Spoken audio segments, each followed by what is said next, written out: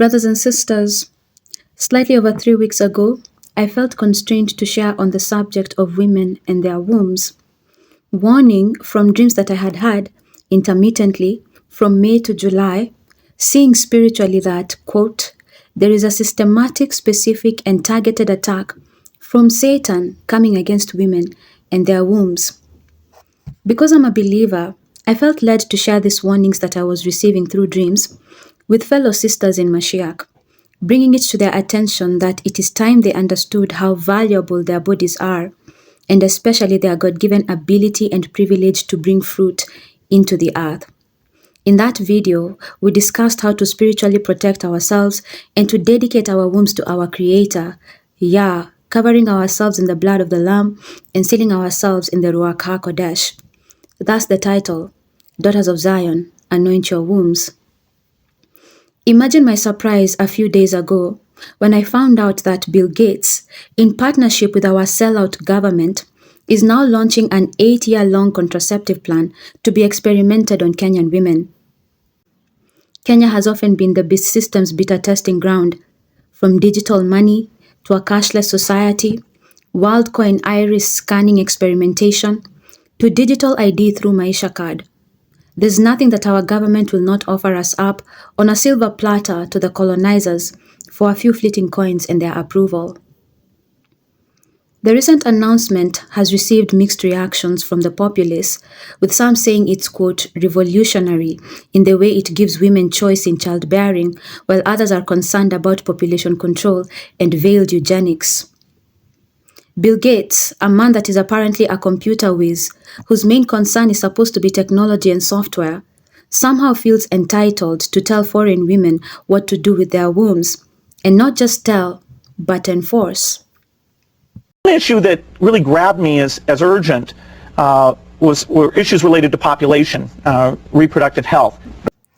The way Hashatan, Hillel, Mastema, he has many names.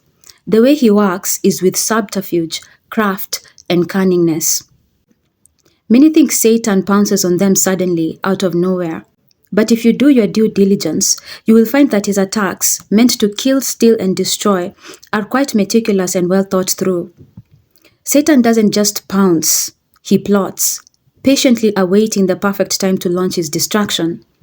He works at his goal obsessively, perfecting his plans over time, such that when one is caught in his snare, it will be impossible for them to come out of it without the help of the Mashiach, who is infinitely more powerful than him.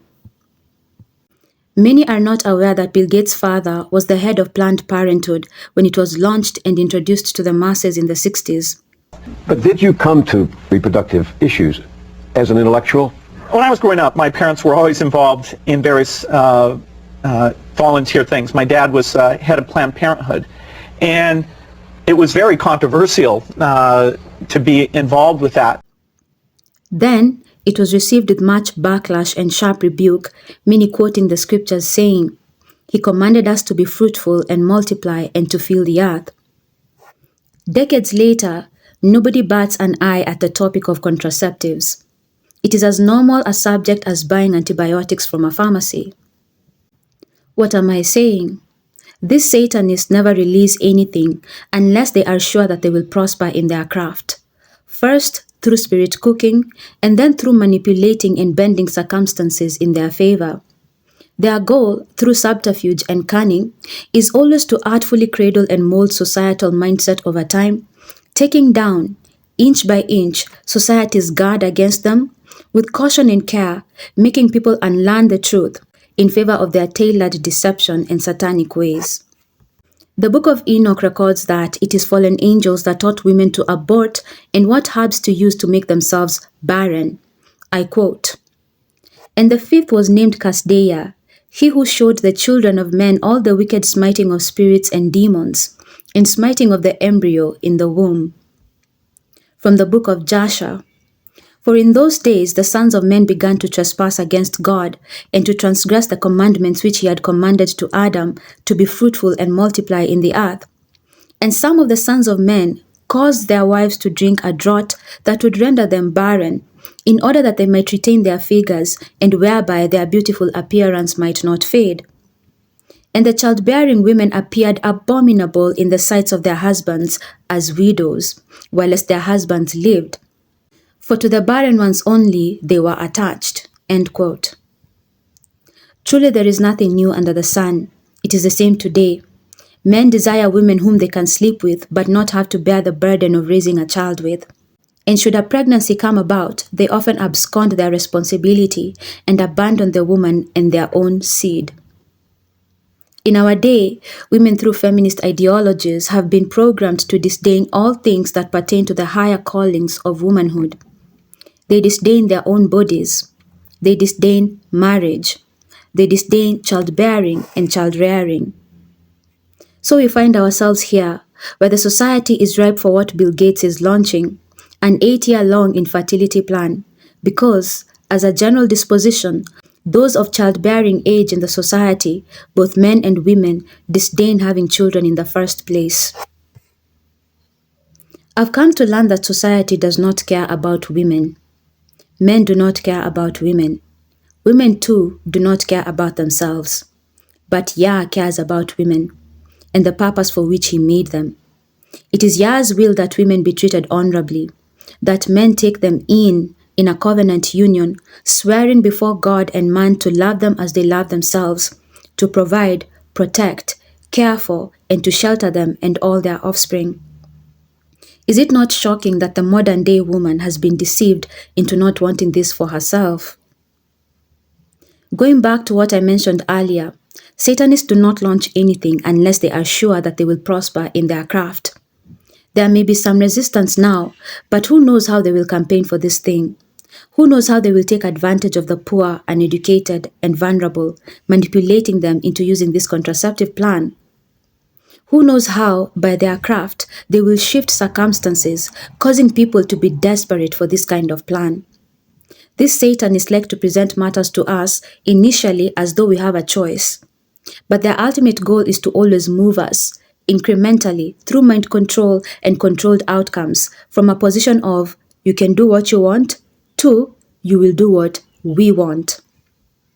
Bill Gates' quote, solution to poverty has always been to enforce population control, never to implement policies and aid that will give people tools to come out of their poverty, such as job creation, affordable healthcare, subsidies in establishing businesses and the like. No, his grand plan, with all the money he has, is to deny Africans the basic human right to have children. The video I did is titled, Daughters of Zion, Anoint Your Wombs.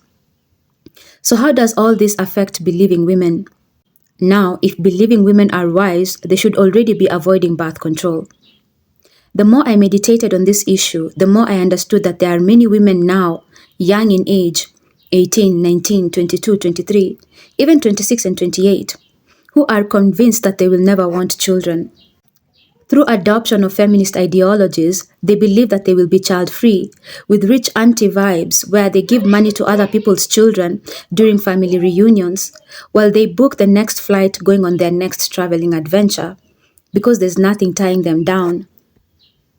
Little do they know that it is in their timeline to meet Mashiach in their life, and when they do, they will be radically transformed.